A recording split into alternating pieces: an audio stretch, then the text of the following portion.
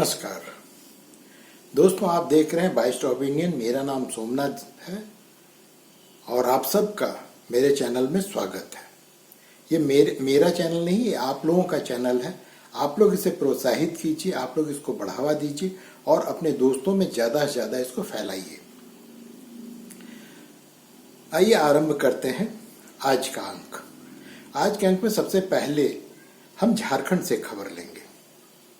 झारखंड के गवर्नर ने स्थानीयता संबंधित एक विधेयक को राज्य सरकार को लौटा दिया है। यहाँ पे गवर्नर को पहले धन्यवाद करना चाहिए कि अन्य राज्यों के गवर्नरों की तरह वो इस पर कुंडली मारकर बैठ नहीं गए।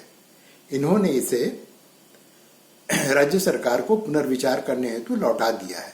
ये एक अच्छी बात है, एक अच्छी परंपरा है और हम सबको इसका स्वागत करना चाहिए। गवर्नर ने लौटाने से पहले इस विधेयक पर राज्य के अटॉर्नी जनरल से सलाह मशवरा किया। सलाह मशवरा करने के पश्चात उन्होंने कुछ सुझावों के साथ इस विधेयक को राज्य सरकार को लौटा दिया है। आइए जानते हैं कि ये विधेयक है क्या और इस पर विवाद क्या है। ये विधेयक है स्थानीयता विधेयक। स्थानीयता विधेयक यहाँ पर तृतीय और चतुर्थ श्रेणी के कर्मचारियों की नियुक्ति के संबंध में है। राज्य सरकार ने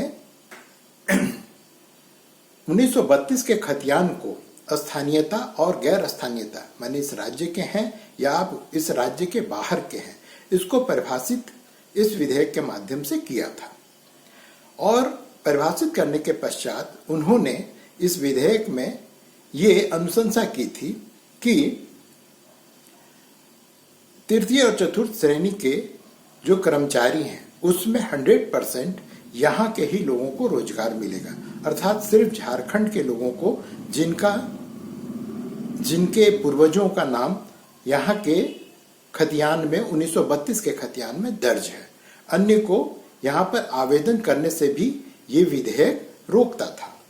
गवर्नर साहब ने कहा कि ये पूर्णतः आवेदन करने तक से प्रतिबंधित करना भारत के किसी भी नागरिक को ये एक असंवैधानिक कदम है। आप किसी भी व्यक्ति को आवेदन करने से नहीं रोक सकते हैं।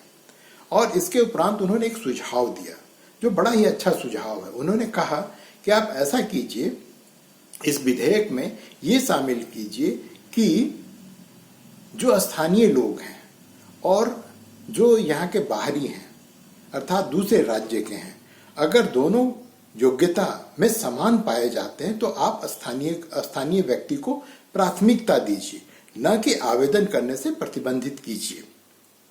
राज्य सरकार ने भी इसे बड़ा ही पॉजिटिवली लिया है और राज्य सरकार को लेना भी चाहिए।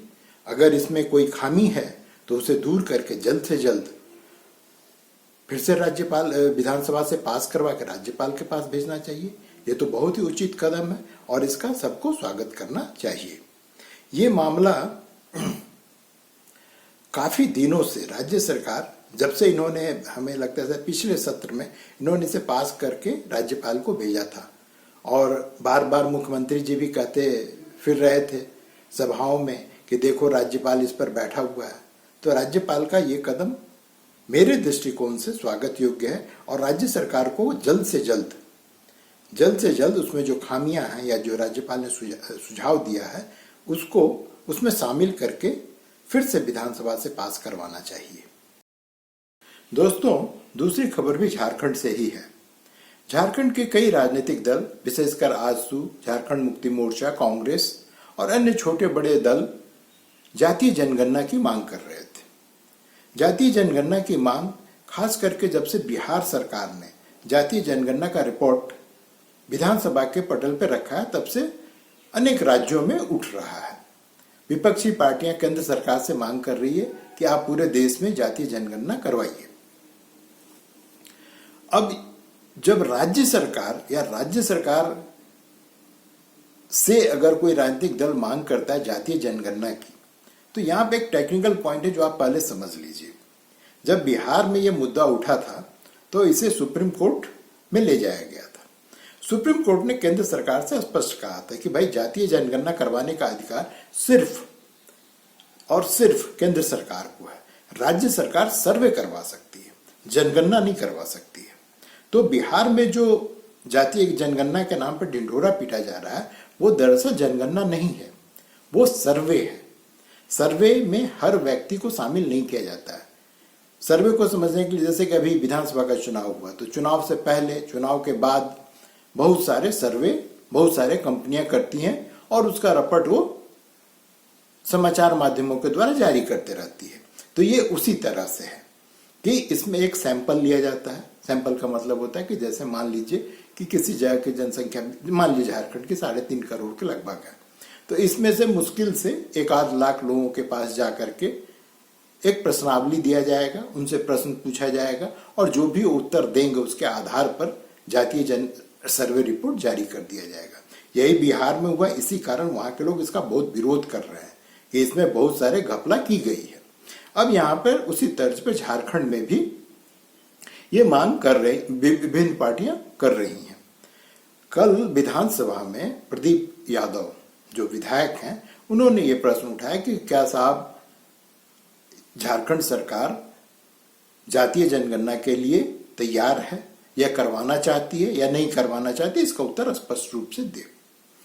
उसके उत्तर में यहाँ पर भूमि एवं राजस्व सुधार विभाग के जो मंत्री हैं आलमगीर आलम, उन्होंने जवाब दिया कि हम अर्थात झारखंड सरकार जातीय सर्वेक्षण करने को तैयार है। समस्या यह आन पड़ रही है कि पहले ये कार्य भूमि एवं राजस्व सुधार विभाग ही किया करती थी, लेकिन जो यहाँ पे कार्यपालिका की नियमावली है उसके लिए, उसके अनुसार कार्यपालिका की नियमावली के अनुसार सिर्फ जनगणना का कार्य, फिर से मैं कह रहा हूं, सिर्फ जनगणना का कार्य भूमि सुधार एवं राजस्व विभाग कर सकती है, लेकिन जातीय जनगणना के कार्य करने का अधिकार उसके पास नहीं है। अतः अभी स्पष्ट नहीं है कि ये कार्य किस विभाग के द्वारा संभव हो सकता है। तो अभी ये प्रक्रिया में है, हम विचार कर रहे हैं कि ये कार्य किस विभाग को सौंपा जाए और जब ये कार्य किसी विभाग को विशेष को सौंप दिया जाएगा तब जातीय सर्वेक्षण, जनगणना, फिर से मैं कहूंगा जातीय जनगणना गलत शब्द है, यहाँ पे जातीय सर्वेक्षण हो सकता है, तो जातीय सर्वेक्षण उस समय होगा। तीसरी और आज के अंक की अंतिम खबर दिल्ली से है। जैसा कि मैंने पिछले अंक में चर्चा की थी कि संसद पर कुछ युवकों ने हमला कर दिया था। कुछ विपक्षी दल इसे युवकों का फ्रस्ट्रेशन कह रहे हैं, बेरोजगारी उसका कारण बता रहे हैं। आज औरों की बात तो छोड़िए, राहुल गांधी ने भी कहा कि जिन लोगों ने संसद पर हमला किया है वो बेरोजगार हैं और वो महंगाई से त्रस्त व्यक्ति थे। ठीक है, जो भी है ये उनकी अपनी व्यक्तिगत राय है, लेकिन हम संसद पे हुए हमले को आतंकवादी घटना ही करार देंगे। मान लीजिए कि ये लोग गैस कनस्टर के जगह पे अगर बॉम्ब लेके पहुंच गए होते, आप कितने भी फ्रस्ट्रेट हो, लेकिन संसद पर हमला करने का अधिकार किसी को नहीं है। बात रखने के अनेकों मंच हैं, आप न्यायालय का शरण ले सकते हैं, सड़क पर जुलूस निकाल सकते हैं, आंदोलन कर सकते हैं। विपक्षी पार्टियां इन मुद्दों को लेकर के संसद में हंगामा कर सकती है। छोटे मोटे मसलों को लेकर के आपने पूरे का पूरा सत्र चलने नहीं दिया है, तो फिर इस मुद्दों पे आप अपनी आवाज को संसद में क्यों नहीं बुलंद करते हैं, क्यों नहीं सरकार को बाध्य करते हैं कि सरकार इस पर जो है सो बहस करे। इसलिए इस तरह की घटना को कोई भी लोकतंत्र या कोई भी सार्वभौमिक शक्ति बर्दाश्त नहीं कर सकती है और ना इस देश के लोगों को इस तरह के ताकतों को बल देना चाहिए। उनकी मंशा कितनी अच्छी थी, कितनी भली थी, इसका खुलासा जब ललित झा, जो इस घटना का मुख्य आरोपी है, जब उसको लेकर के न्यायालय के में ले जाया गया, न्यायालय के समक्ष पेश किया गया, तब दिल्ली पुलिस ने खुलासा किया कि ये इसकी मंशा न सिर्फ संसद में हंगामा करना था, इन लोगों का प्लान ए ये था कि इसमें से एक व्यक्ति जाकर संसद में अपने ऊपर पेट्रोल छिड़क कर आत्मदाह करेगा। सोचिए अगर ये हो गई होती तो क्या होता, पूरे विश्व में देश की थू-थू हो रही होती और हम कहीं मुंह दिखाने के लायक नहीं होते। और अब भी हम इसको जो जस्टिफाई कर रहे हैं, कुछ नेता, कुछ राजनीतिक दल इसको जस्टिफाई कर रहे हैं। इस पे सिर्फ आप शर्म कर सकते हैं, जस्टिफाई नहीं कर सकते हैं। और उस आदमी की मंशा सिर्फ इतनी नहीं थी।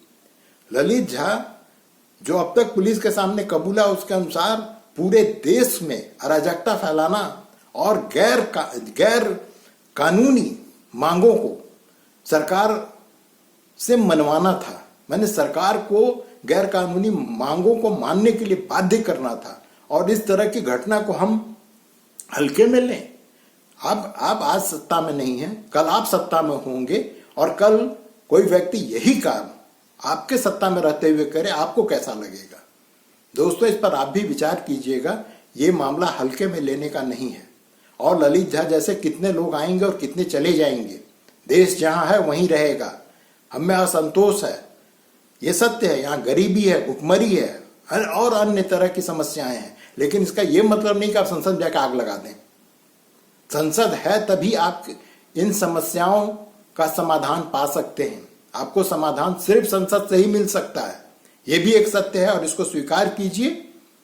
और इस तरह की घटनाओं को जितना ज्यादा हो सके उतना ज्यादा इसकी आलोचना कीजिए और इनसे जुड़े हुए व्यक्तियों पर जितनी भी आप लानत भेज सकते हो उतनी लानत भेजिए। धन्यवाद दोस्तों, आज के अंक में इतना ही। अगले अंक में कुछ और खबरों के साथ और हम उसका विश्लेषण करेंगे। तब तक के लिए नमस्कार।